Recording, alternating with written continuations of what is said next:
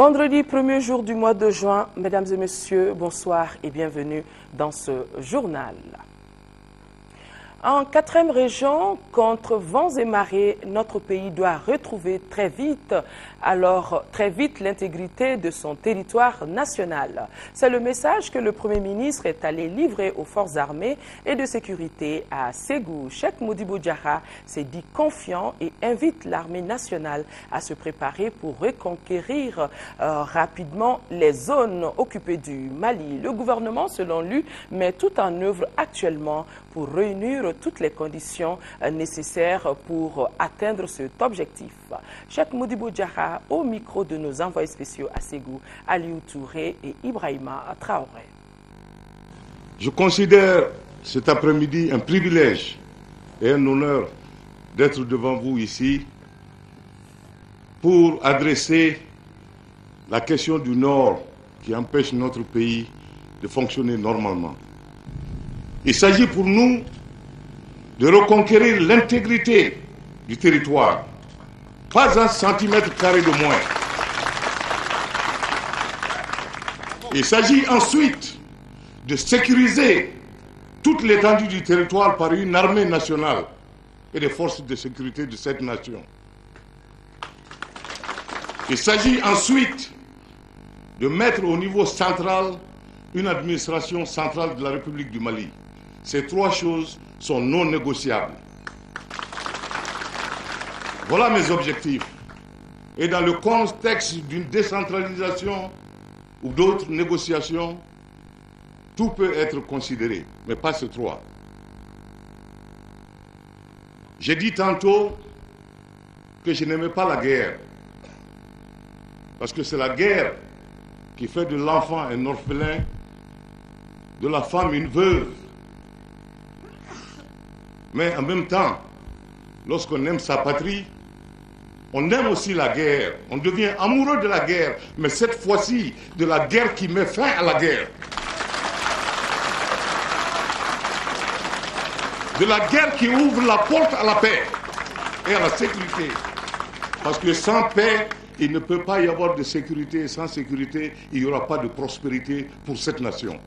Mon ambition pour cette armée, pour cette nation, elle est claire. Il s'agit de mettre en place un système où cette nation montrera tous les jours sa reconnaissance vis-à-vis de ses enfants qui la défendent. Il s'agit de vous mettre dans des conditions, dans des bâtiments dignes de votre rang.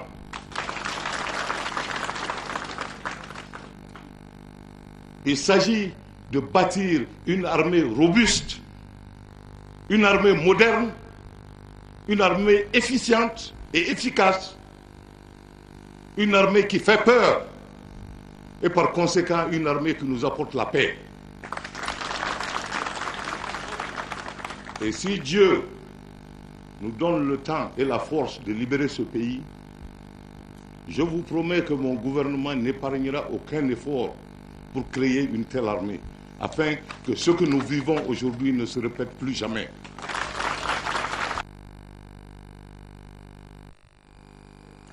Message fort du Premier ministre Cheikh Modibo Diarra aux forces armées et de sécurité en 4e région. Nos envoyés spéciaux reviendront plus en détail sur cette visite du Premier ministre dans la capitale des Balanzans.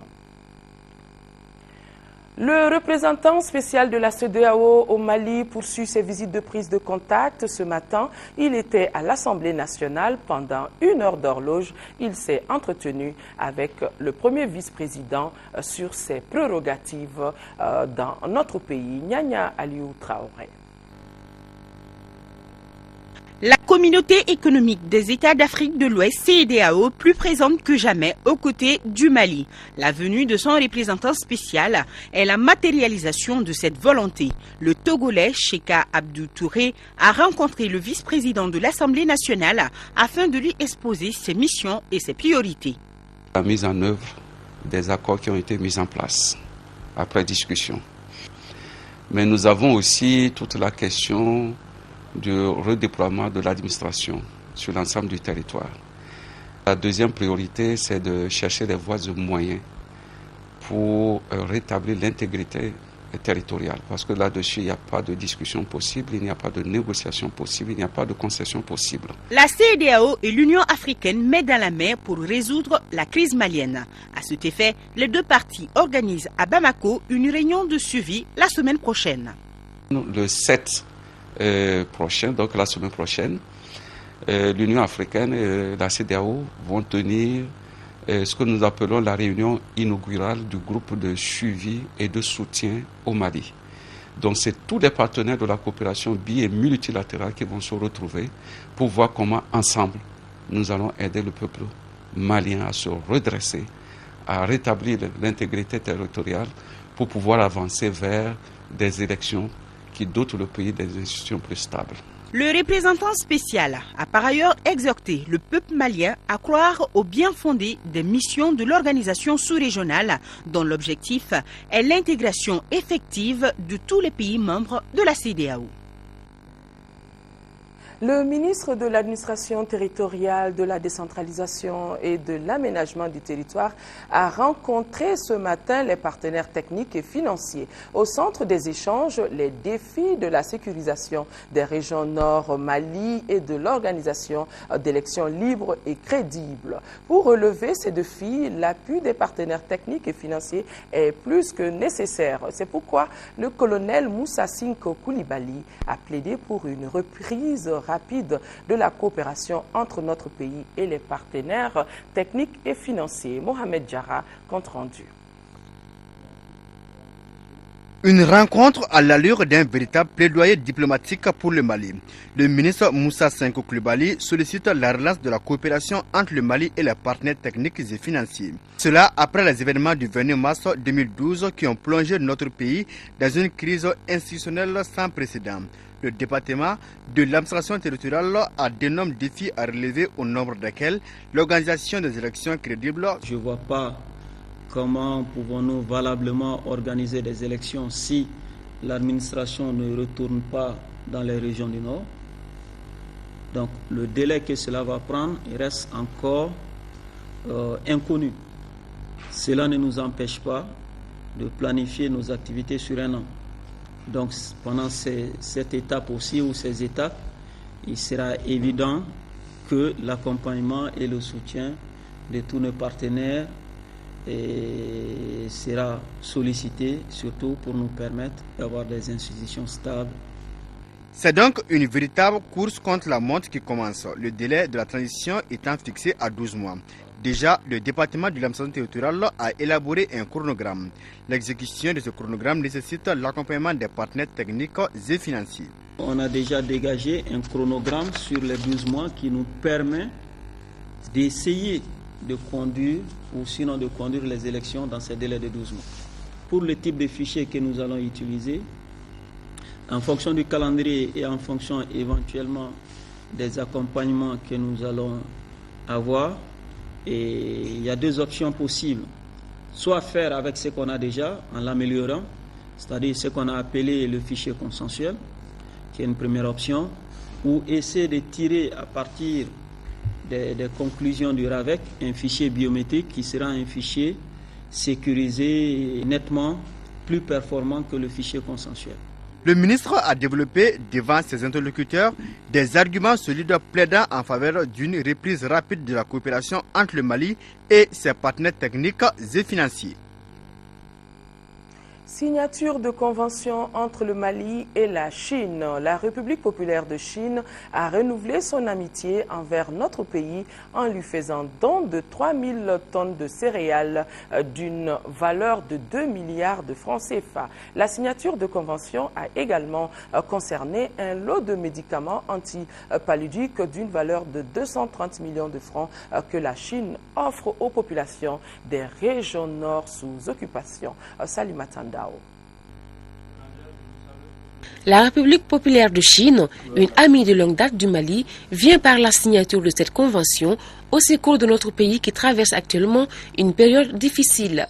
Ainsi, des vivres et des médicaments sont donnés au peuple malien pour renforcer la sécurité alimentaire et améliorer les conditions de vie des populations.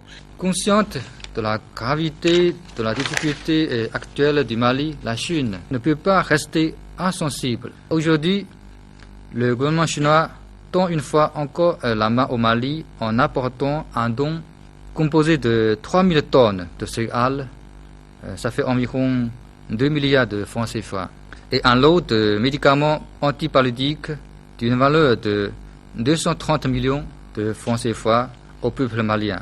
La partie malienne dit ne pas être surprise par ce nouvel élan de solidarité de la Chine, qui est l'un de ses partenaires majeurs au développement. Cette cérémonie, qui intervient dans un contexte très particulier pour notre pays, témoigne de la solidité et de la sincérité des relations d'amitié qui existent entre la République du Mali et la République populaire de Chine. En effet, c'est dans l'adversité qu'on reconnaît ses vrais amis. C'est le lieu de remercier une fois de plus la République populaire de Chine pour son soutien constant qui a permis à la République du Mali de réaliser des progrès importants dans les différents secteurs clés de son développement. Ce don que la Chine vient de faire est destiné aux sinistrés de la crise alimentaire et aux victimes de la déstabilisation du Nord Mali. En ces moments difficiles, le Mali a plus que besoin de l'aide de ses partenaires pour une sortie de crise.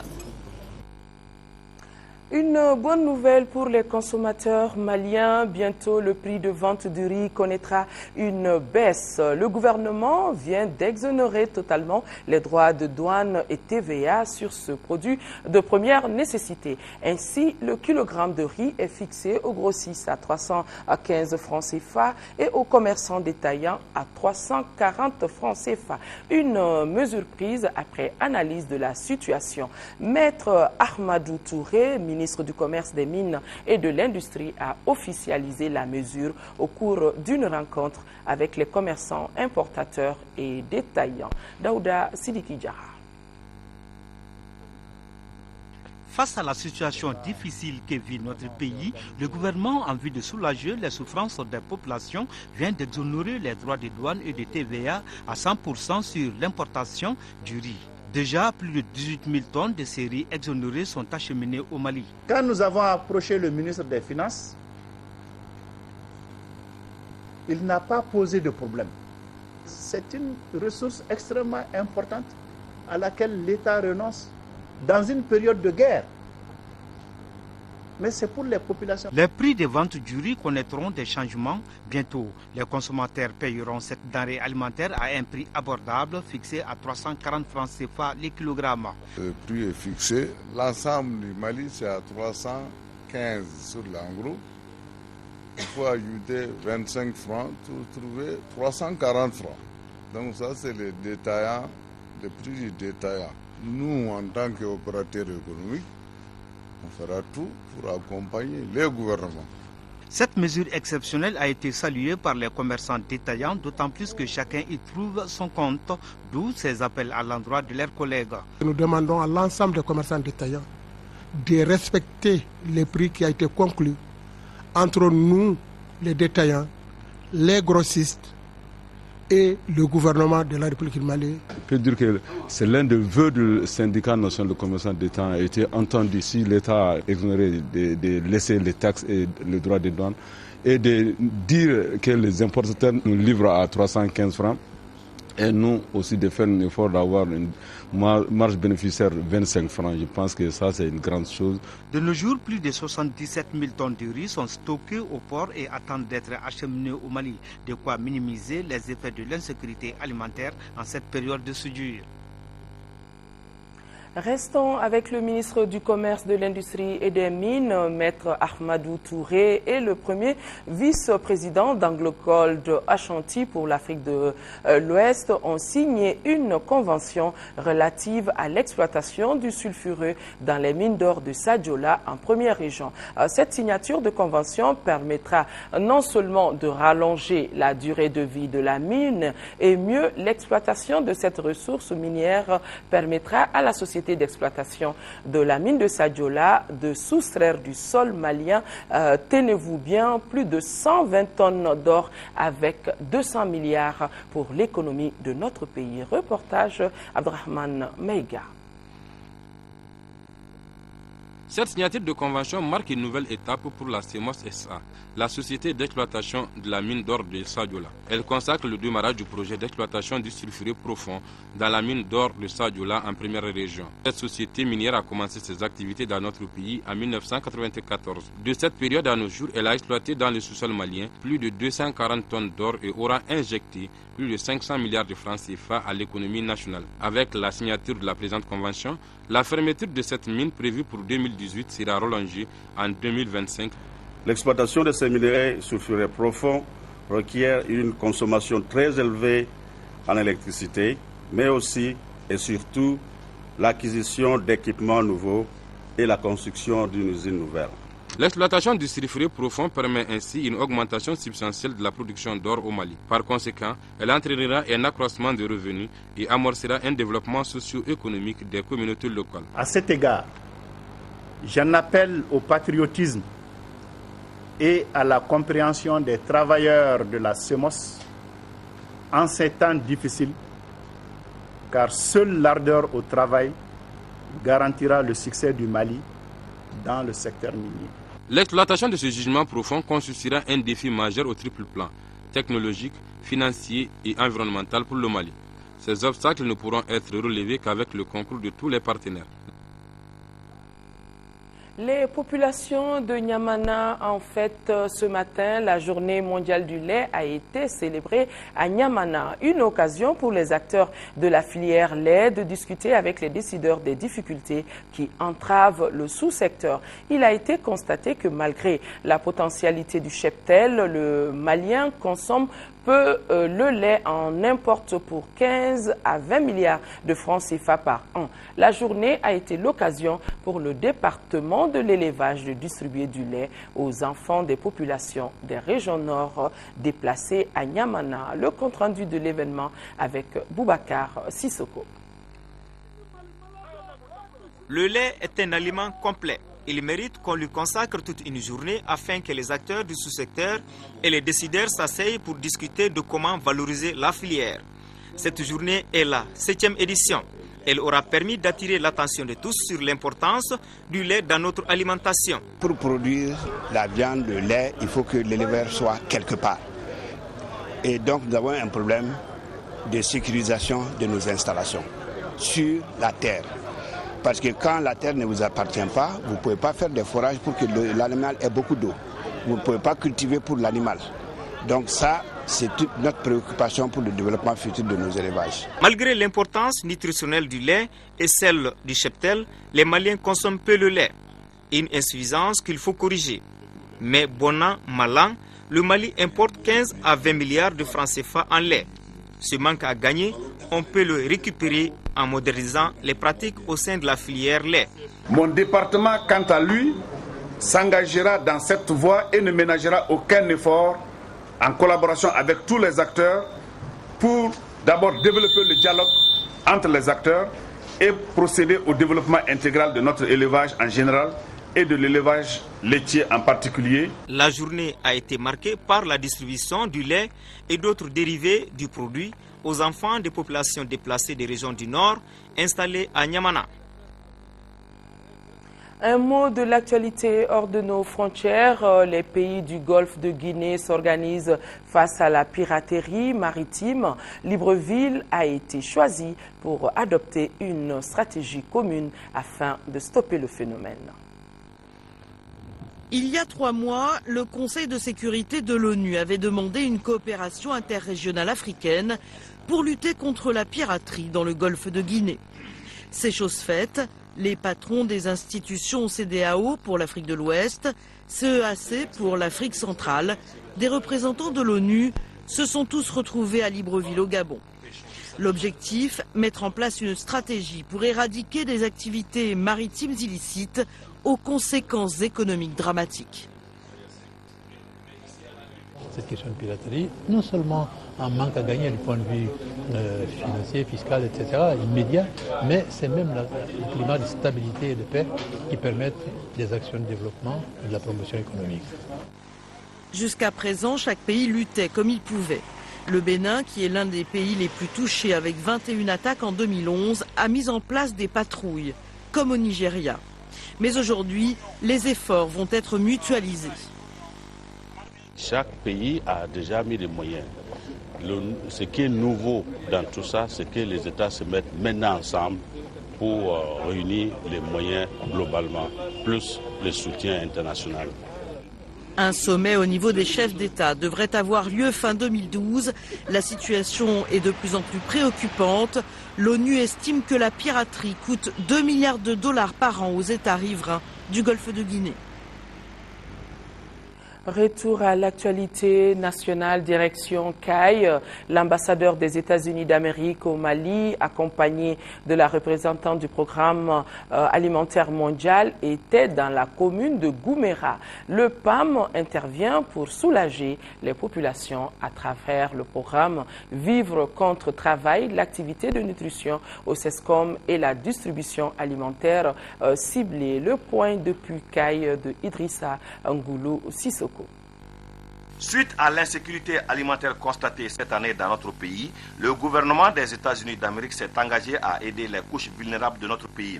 Cette aide se traduit par l'appui aux populations de la commune de Gouméra à travers le programme Vivre contre travail, à travers les travaux de drainage d'un canal, les activités de nutrition au CESCOM pour les enfants de 6 à 23 mois et les femmes enceintes et allaitantes et la distribution ciblée. Ces différents programmes concernent 400 ménages qui ont été identifiés par le PAM avec l'implication des bénéficiaires. L'ambassadeur des États-Unis et sa délégation ont constaté que toutes ces activités se déroulent normalement pour le bonheur des populations. Ce programme rentre dans une opération générale que le gouvernement du Mali a élaborée il y a quelques mois en novembre. Alors on est là pour assister presque 1 million de personnes au Mali cette année pour faire face à la situation du sécheresse. Nous sommes ici, nous avons fait une visite à cette CESCOM où on a vu l'évaluation des mères et de leurs enfants contre les problèmes de malnutrition. On a aussi assisté à une démonstration des vivres contre le travail où les gens aménageaient les adductions d'eau, l'aménagement d'eau pour recevoir des vivres aussi. Donc je vois que vraiment la communauté est en train de faire bon usage et d'être bien surveillée et assistée dans ces conditions difficiles. Et j'en suis très contente de les voir. Visite des magasins de stockage du PAM à CAI et un point de presse avec les médias de CAI ont sanctionné la visite de l'ambassadeur des États-Unis à CAI. Toutes nos excuses pour la qualité de ces images. Les sociétés Wassoulor et Petroma volent au secours des populations nord déplacées vivant au sud de notre pays. Elles ont offert hier après-midi au collectif des ressortissants des régions nord une importante donation de vivres et un chèque de 10 millions de francs CFA. Pour cette donation d'un coût total de plus de 41 millions de francs CFA, Wassoulor et Petroma apportent leur soutien aux autorités du pays. Ce que nous dit Abdrahaman Meiga dans son compte-rendu. 333 sacs de riz, 333 sacs de sucre, 333 cartons de lait, 333 cartons d'huile, 333 cartons de savon et un chèque de 10 millions de francs CFA. Telle est la quantité du don offert par les sociétés Wassoulor et Petroma au collectif des ressortissants des régions nord du Mali. Le nombre symbolique 333 pour chaque produit n'est pas un fait du hasard. 333 c'est du symbole l'esprit de paix, de fraternité, d'unité et de concorde de notre pays. Nous sommes très attachés à ces symboles et aux valeurs qui incarnent cela. Nous aidera à résister, mes chers compatriotes, à résister jusqu'à la pacification totale du Nord, voire sa libération. En décidant d'accompagner le Coran dans ses actions humanitaires, les responsables de ces sociétés à capitaux 100% maliens rendent ainsi hommage aux 333 saints de la cité mystérieuse de Tombouctou. Les populations des régions de Mopti, Tombouctou, Gao et Kidal vous seront toujours reconnaissants. Mais nous lui disons que son geste ne nous a pas surpris, car sa générosité et les actions citoyennes de sa société sont connues et appréciées de tous. Le collectif des ressortissants des régions nord du Mali a mis cette rencontre à profit pour offrir des vivres aux familles déplacées des régions de Tombouctou, Gao et ceux du cercle du Douanza à Bamako. Outre le cercle du Douanza qui a reçu 2 tonnes de mil, les déplacés de chacune des 2 régions ont reçu 7 tonnes de riz, 3 tonnes de mil et autres petits produits alimentaires. L'Union des radios et télévisions libres du Mali, URTEL, vole au secours des radios libres des régions sous occupation. Elle vient de faire don d'une importante quantité de vivres à ces radios. La cérémonie a eu lieu au siège du collectif Cris de cœur pour le Nord, c'est à la cité UNICEF. Nando Dambélé. Très sobre, cette cérémonie est cependant pleine de sens, puisqu'il s'agit d'un geste symbolique de l'URTEL à l'endroit d'une 50aine de radios libres des zones occupées du pays. Pour nous, le geste est symbolique parce que ça s'adresse déjà à une couche particulière. Comme vous le savez, au niveau de ces zones occupées, les radios libres continuent à jouer un rôle de service public important. C'est les animatrices et les animateurs de ces localités qui jouent souvent l'accalmie. L'URTEL manifeste sa solidarité envers les agents des radios libres des 3 régions du Nord et de Mopti par ce don de 2 tonnes de riz. C'est pour manifester notre solidarité vis-à-vis des populations du Nord Mali qui connaissent actuellement une situation qui nous afflige tous. Donc nous savons que dans ces régions concernées par la crise, nous avons une 50aine de radios qui souffrent comme les autres populations et nous sommes une association fêtière. Nous nous sommes dit que nous ne pouvons pas rester, même avec très peu de moyens, nous ne pouvons pas rester sans manifester notre solidarité pour leur envoyer le signal que nous sommes de cœur avec eux et que nous pensons vraiment à eux. Le don a été remis au collectif Cris de cœur pour le Nord, qui se chargera de l'acheminer aux différents bénéficiaires. La solidarité est vraiment malienne. L'organisation non gouvernementale d'Itumo Kunkan a remis, elle, symboliquement, une aiguille et un fil au ministre de l'Artisanat et du Tourisme. Par ce geste, les populations du Djitoumou invitent les autorités du pays à unir le peuple malien vaille que vaille. La République du Mali doit rester un et indivisible, ont-ils conclu. Quelques problèmes d'aiguillage. 10 familles déplacées des régions du Nord résidant en commune 1 du district de Bamako ont reçu cet après-midi 20 sacs de riz. Le don est l'œuvre de l'honorable Woli Diawara, député élu en commune 1. C'est une initiative du club Laïdouton qui soutient l'honorable donateur. La cérémonie, accompagnée des prières et bénédictions en faveur des populations des régions Nord, s'est déroulée à Boulkassoumbougou. L'événement a réuni, outre les membres du club Laïdouton, les représentants du Coran de la Coraine de la commune 1, des autorités communales et des familles des bénéficiaires. Des images que nous pourrons vous proposer dans nos prochaines éditions. Polémique autour de la désignation des nouveaux entraîneurs pour les éléphants de Côte d'Ivoire. Le président de la Fédération ivoirienne de football, Augustin Sidi Diallo, était face à la presse et il assume le choix de Sabri Lamouchi, l'ancien international tunisien, à la tête des éléphants de Côte d'Ivoire. Il a réaffirmé ce jour à l'occasion de la présentation officielle de la nouvelle recrue à la presse nationale et internationale. Au siège du quotidien Soir Info à Abidjan, l'incompréhension le dispute à l'indignation, au lendemain de la présentation du nouveau sélectionneur des éléphants de Côte d'Ivoire. Comme la plupart des journaux ivoiriens, Soir Info considère comme un pari risqué le choix porté sur le français Sabri Lamouchi, qui vient d'obtenir son diplôme d'entraîneur. Il n'a aucun palmarès, c'est pour cela que je l'ai comparé à un simulateur de vol. On installait donc dans un Boeing ou un Airbus et on lui demandait donc de s'envoler, de prendre les airs. Le crash ne va pas se faire attendre dans ce cas-là. La Fédération ivoirienne de football est l'objet de vives critiques de la part de la presse et de nombreux supporters des éléphants. Lors de la présentation de Sabri Lamouchi à Abidjan, le président de la FIF a tenté de calmer les esprits. Une démarche appuyée par Didier Drogba et le nouveau sélectionneur. Votre équipe est la plus forte du continent africain. Elle mérite de gagner. Elle n'a pas gagné depuis très longtemps. Donc je comprends tout ce que ça peut susciter comme question, comme incertitude. Le président a pris une décision aujourd'hui. Et tant qu'on joue dans cette équipe nationale, tant qu'il est le président, on doit suivre son projet. Visiblement peu perturbé par la controverse autour de sa nomination, le Français Sabri Lamouchi, 40 ans, s'est tout de suite mis au travail. Jeudi à Abidjan, il a dirigé sa première séance d'entraînement avec les éléphants de Côte d'Ivoire.